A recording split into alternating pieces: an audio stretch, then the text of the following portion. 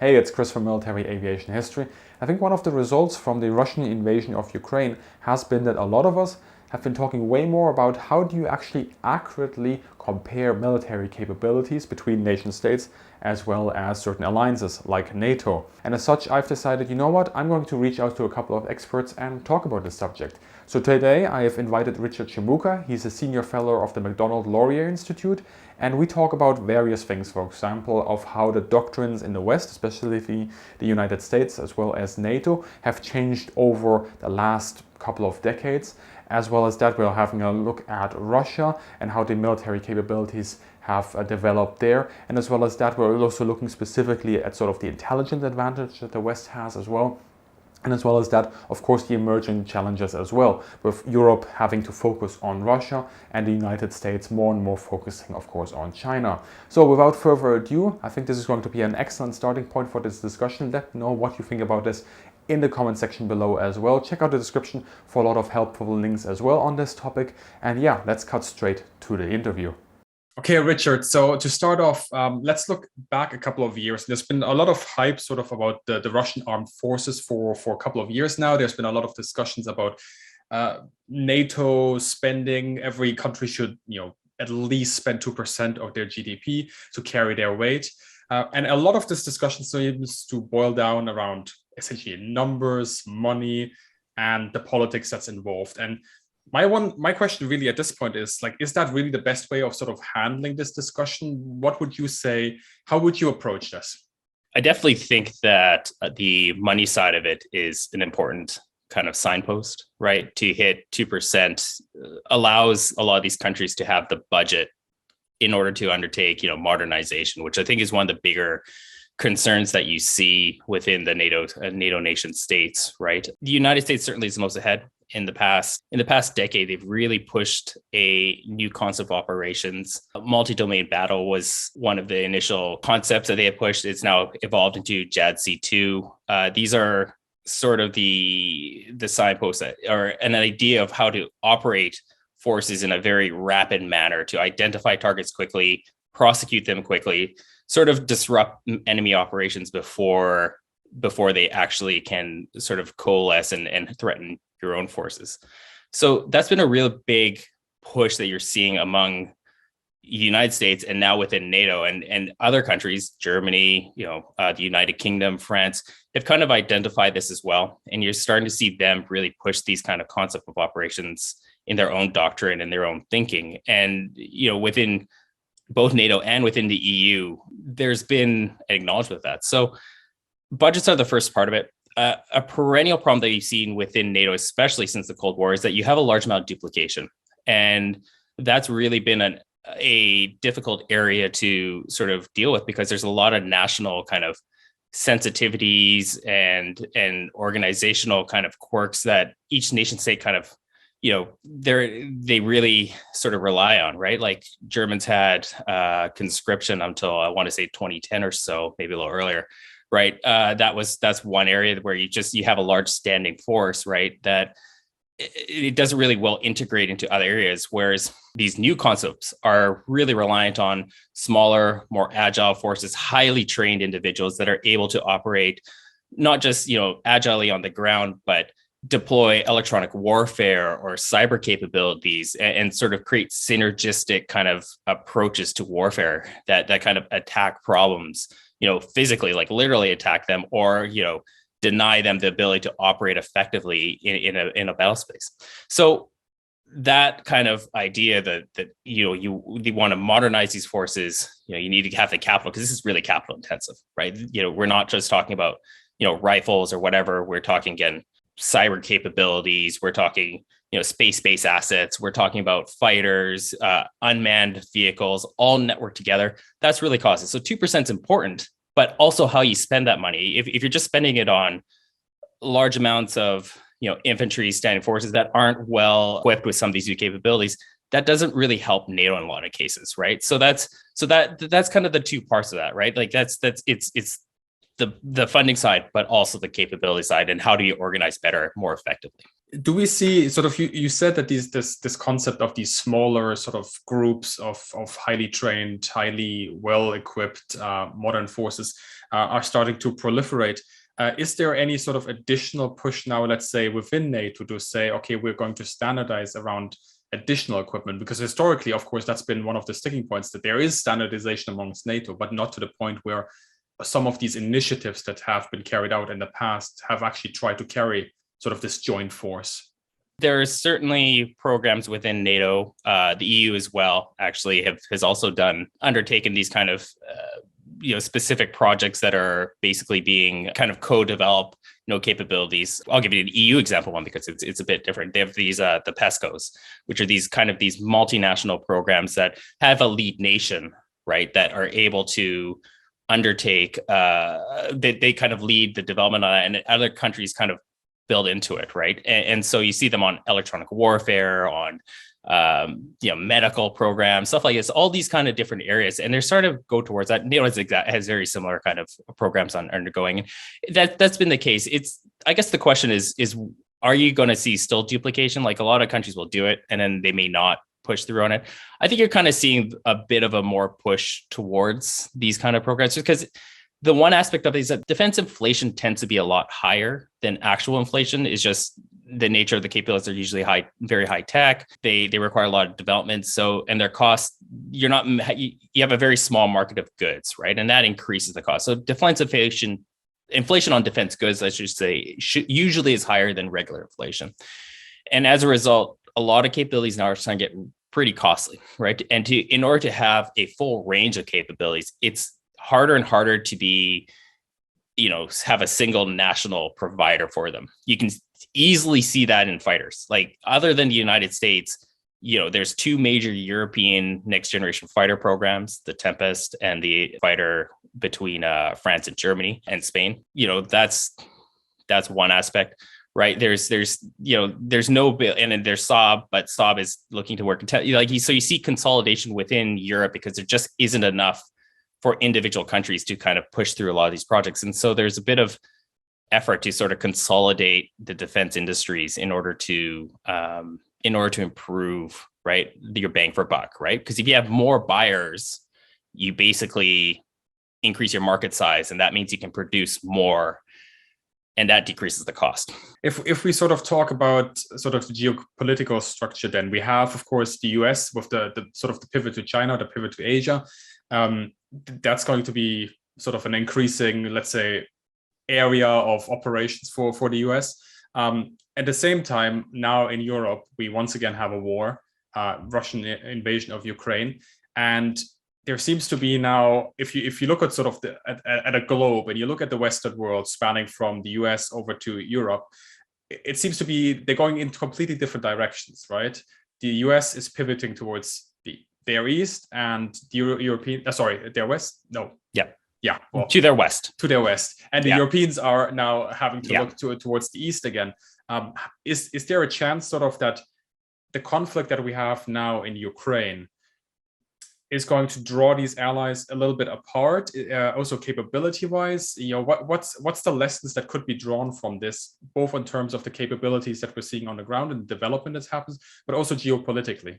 Yeah, so that's been a really interesting, I think, discussion, and it's by no means shaken out yet. I think if you look back to the original Asian pivot, right, undertaken during Obama's, starting really in his second term en masse, you see an effort that they were trying to move towards Asia, but then you had the Arab Spring, then you had Syria, and then you had the invasion, or the Maidan revolution, and then the fighting within Ukraine, and a lot of the intellectual effort that was to be put in towards moving towards Asia kind of was sort of pulled right back and went right back in Europe and Western Eurasia. And this is in some ways an interesting repeat, right? Because you have the Biden administration is very much pushing towards reorienting, and the Trump administration, I should say, was very much pushing towards reorienting the United States' capabilities towards,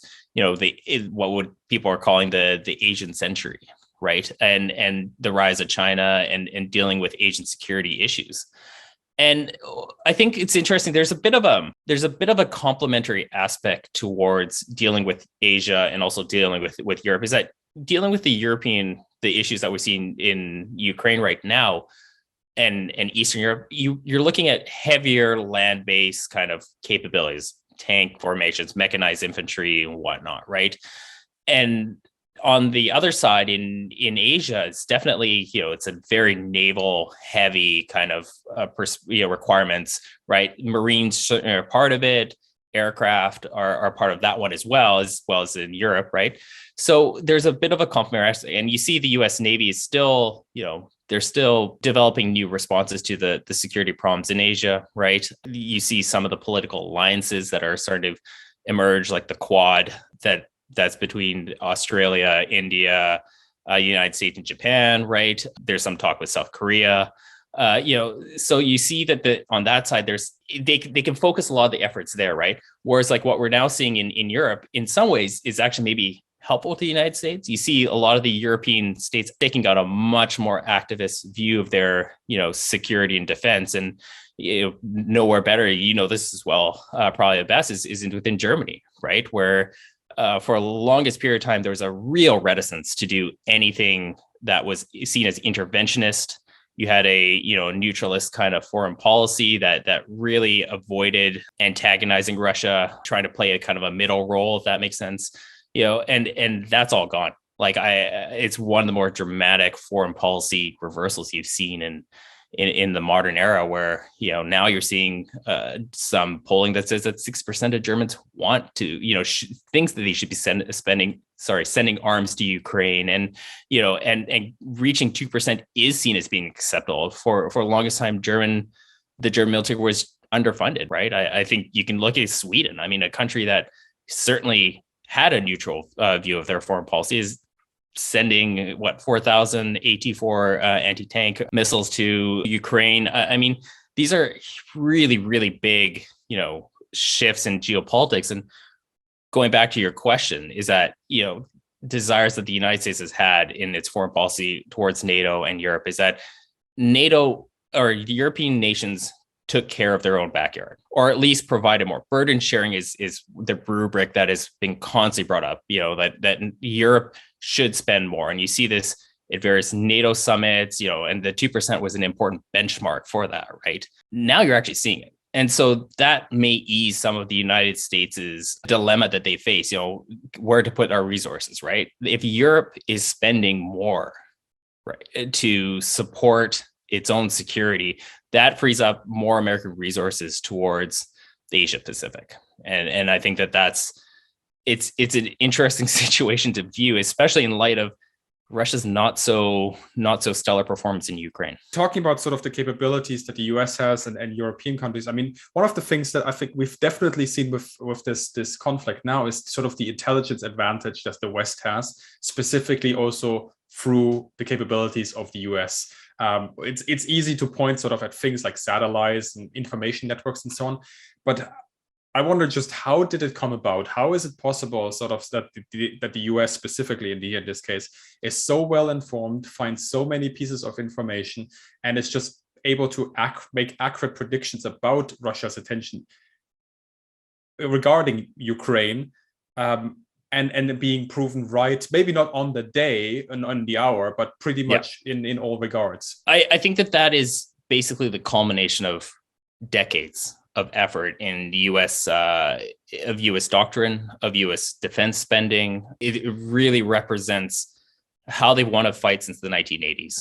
Right? You see the development of sort of efforts to create modern, real-time intelligence gathering capabilities. Everybody can point to like the E-8J stars, right? Which is like an aircraft that is basically sees all using synthetic aperture radar and drawing in various intelligence sources and providing real-time battlefield intelligence to organize forces.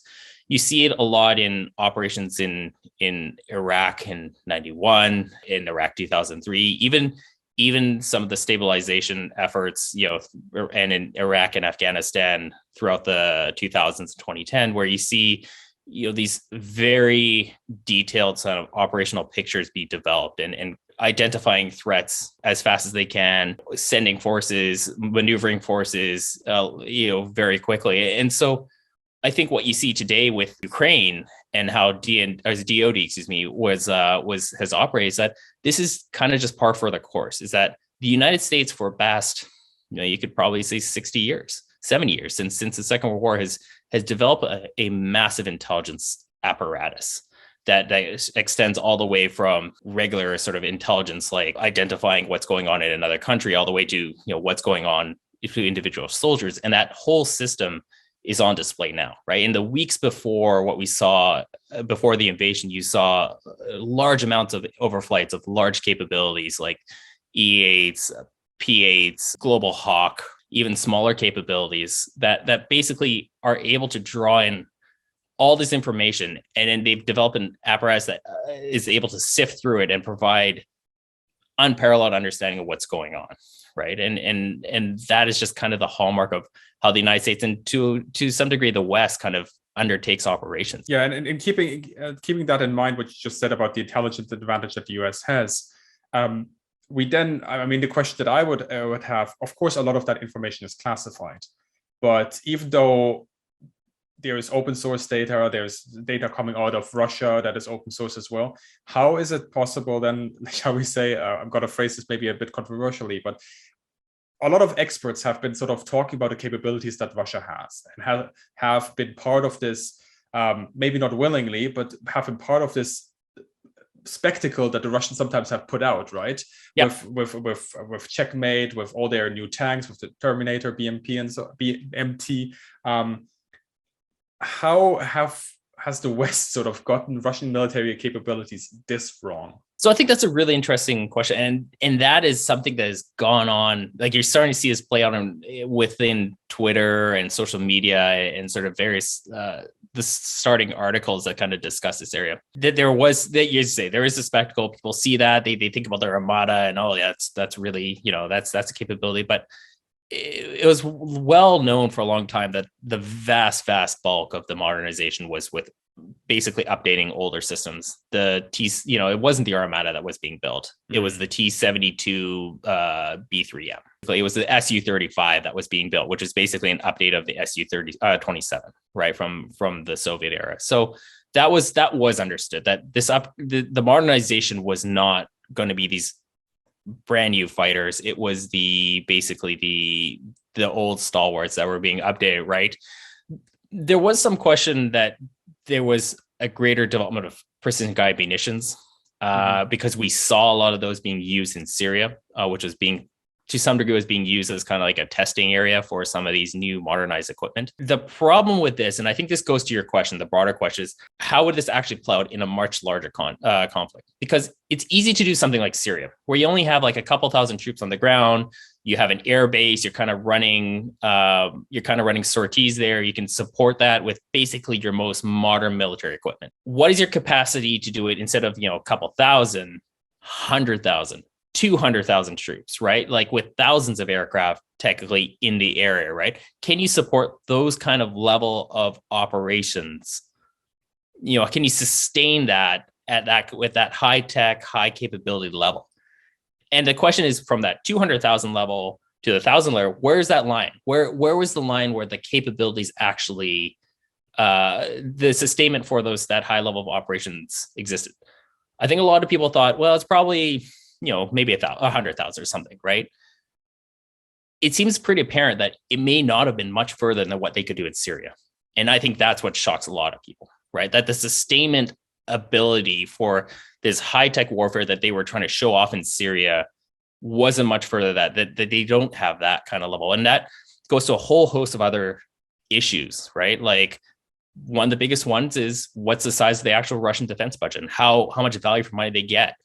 What's the corruption level within the country? Because that is a huge question that a lot of people now are thinking, well, it may be a lot worse than we ever understood. You don't really see these until it actually happens. You can take a guess at it, right? But until it actually occurs and you can actually test out the theses in an actual operational environment, you don't know. And I think that this is what we're seeing now, is that we're seeing the implementation of a very limited military capability that maybe the Russians didn't fully appreciate that is how limited they are, partly because they thought they were just going to overrun the Ukrainians. And that's just not been the case. And talking about this modernization, then you already said that it basically was the core of the army that was getting modernized, not the stuff that they were really showing off. But still, to carry out this modernization, you need expertise, you need a strong industrial basis, technological synergies. Maybe you need import the stuff that you can't build yourself. And the question is then really, does Russia have this basis compared with Western countries, let's say, that have a very high, sort of highly engaged and highly developed technological industry? Also, obviously, with synergies over in Asia and imports from Asia.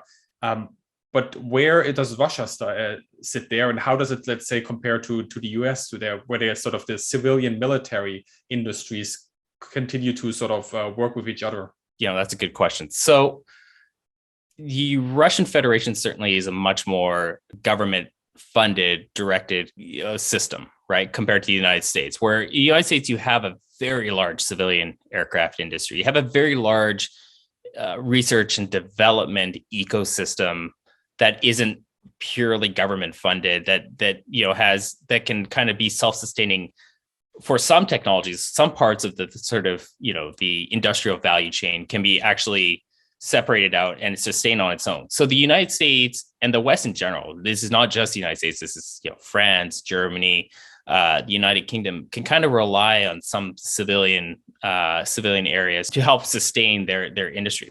Whereas Russia doesn't have that advantage, right? Russia, as we say, discussing, is that they have a large portion of Soviet kind of era infrastructure and technologies that they're kind of updating, and they're adding, they're trying to develop it. And a big part of what's sustained is actually foreign exports, right? The sale of, fighters to China, to India, surface-to-air missiles to various states, right? These kind of help sustain it. But beyond that, it's really up to the Russian government to sustain them in an effective way. So what's interesting, I think, at the top end, if you think about the whole level of the defense industry, let's take fighters. So at the very top, like if you're building a Su-35 or a PAC-FA, right? The very top of you have the assembly of the fighter, but then you have to have built the engines and then the avionics, and below that you have lower tiers where you're building, the fan blades or the computer chips, all that. At the top tier, yes, Russia is very much has that kind of capability to do it indigenously. But as you go further down the value chain, they've been using import substitution, for computer chips or for tires or whatever, right? And that's where they kind of get into trouble, is that you still can't build the top pieces if you don't have the lower parts. And right now, as we see these sanctions be put on, specifically on some of the military related technologies, it's going to cause a crunch, right? They're not going to be able to build a lot of these fighters because they don't have the domestic production to fill in what they were buying, from foreign buyers. And on top of that, in a lot of cases, it's a lot less efficient. It's a lot more expensive to build these components for a small run of a couple fighters, right? So producing on that is going to increase their costs as well. Whereas, like, if you could buy like a Chinese chip that they're building, that they're producing the hundreds of thousands or millions, that saves you a lot of cash. So this is kind of a challenge that I think Russia is going to face going forward, is that yes, they're able to do it indigenously, right?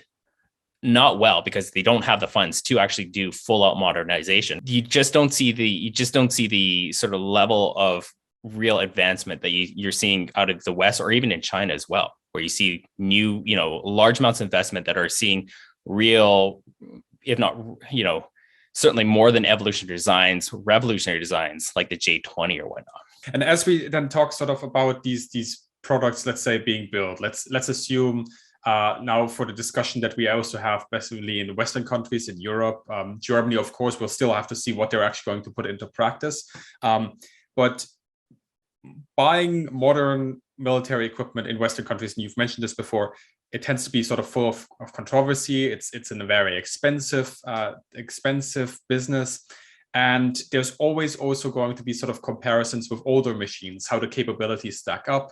And I'm just gonna so F-16 against F-35. We still see those discussions sometimes surfacing up, but when you're actually discussing procurement or sort of the capabilities that these platforms have, what are the one or two things that you would say are completely overlooked, and you would say those are the ones that people should be looking at instead of sort of the typical sort of pop talk on the internet? I think by far is connectivity there's nothing that's more important today for modern military forces, is basically developing capabilities that are able to integrate within a larger sort of battlefield networks. There's so much funding and research that is being put to this area. Part of the problem is that you have different standards of data sharing. Different countries have different approaches, right? How do you take that information and process it into a usable, intelligence, or a usable sort of actionable intelligence, right? And that's another whole challenge area. They're very related. A lot of people look at the F-35 as being, stealthy or, whatever. And then you get, as you were saying with the F-16, well, it's not as maneuverable, or it is whatever, right? That's not what is the core part of the F-35. Even the low observable is part of it. And that's part of a sort of broader view, is how does it operate within its environment, right? And probably the most core aspect, this is the part that really is caused issues with that fighter, is its sensor fusion system, is the data management, drawing in large amounts of, offboard, onboard information, processing it, and then applying it into to actual actions on the field. And this capability is seen as game changing, right? The F-22 has an earlier version of such a system. And if you read some of the discussions about how it operated in places like Syria, where they would actually refuel empty F-22s that had already expended its ordnance and use it basically to provide better sensor picture on the ground in Syria, to deconflict between, what Russian or Syrian aircraft here and Western aircraft, and identify target. That kind of illustrates what its value is, right? Is for these modern fighters, where is the ability to sort of identify, track, target, and prosecute a whole wide range of targets very quickly, right? Like, instead of taking tasking orders that may have taken 24 hours, like, you're able to undertake, identify targets that are, within seconds or minutes of it being identified. And I think that's part of this newer kind of approach towards warfare. Fantastic. For people that are sort of interested in this subject, or any of the subjects that you talked about, what would be your recommendations? Where would you say, take this book, read this article, follow that person? Who would you recommend? I have actually been a huge fan of, he's now deceased. His name's Jacques Gansler. He was a former senior official, I believe within the Clinton administration, on defense procurement. And he wrote a book in the early 1980s called The Defense Industry. And I still refer back to it today. It's a bit older, like, it still has some of the Cold War aspects and that, but some of the things that he identified and the theories and whatnot are still true. It talks about the dynamics of, operating with a private defense companies and a defense like DoD, excuse me, that dynamic they're still very true today. So I've always been a fan. He wrote some later books, and all of them are very good. All of them have like very insightful understandings of how you can look at the operations of defense industry, or defense procurement or acquisitions internationally. Beyond that, there's a lot of good high-end kind of think tanks and resources out there. You can look at stuff like CSIS in the United States, or the Brookings Institute. One that I've been a member of is International Institute of Strategic Studies. Exceptional. I know you've had Justin Bronk on. He's, RUSI's another one. There's many good, sources that talk about defense industry or strategic studies at a much higher end. And I think I'd encourage anybody who's interested just to take a look at them. Fantastic. I will link those in the description below as well for people to take a look. Richard, thank you very much for your time, for answering the questions. And yeah, I'll also be sure to link some of your work down below as well. Thank you very much. Thank you very much. So I hope that you enjoyed this conversation that I had with Richard, and I of course want to thank him as well for coming on the channel and answering my questions. Do check out the description below because I have put all his recommendations there. I've linked them as well as that. You will also find some of his own publications there as well as that there are helpful links if you are interested more in the channel to social media. So we have Twitter and instant gratification there, and as well as that, if you want to, you can also support this sort of content via Patreon or channel memberships. That also gives you sneak peeks, early access to videos, as well as that we have a fantastic Discord server with a really cool community there, where we also hold bi-monthly meetings where we just chat about aircraft or just plain old good old life.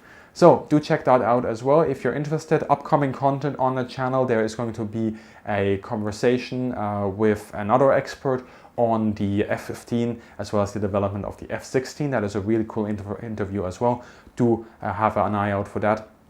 And of course that the videos that I've already announced on both the largest airborne in operation during World War II as well as the Messerschmitt Bf 110 will also be coming out, and as well as that I have a video coming up on the stealth aircraft as well. So keep an eye out for all of those, and as always I wish all of you guys a great day and see you in the sky.